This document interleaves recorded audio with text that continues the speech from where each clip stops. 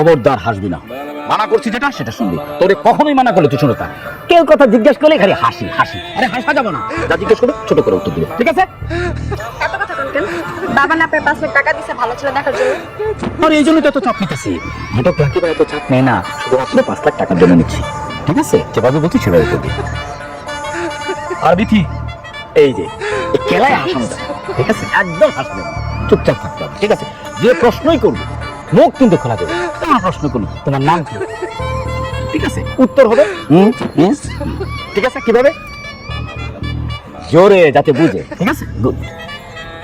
আর মিথিলা, এইরকম করা যাবে না, চুল নিয়ে এত স্টাইল করে দেবো না। এই যে মেকআপ যদি এই যে ঘষো তাহলে তো উঠে যাবো, তাহলে তো 12টা বাজে যাবো, আসল সুরতটা বেড়ে যাবো, এটা করা যাবো না। কি করা যাবে না? ঘষা যাবে না, ঠিক আছে? কথাটা ঠিক না? ঠিক আছে, এরকম।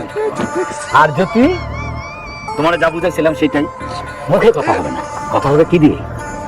চোখ দিয়ে, ঠিক আছে? ইশারায় কথা হবে, ইশারায়। কাছে আসো, কাছে আসো, কাছে আসো, ঠিক আছে?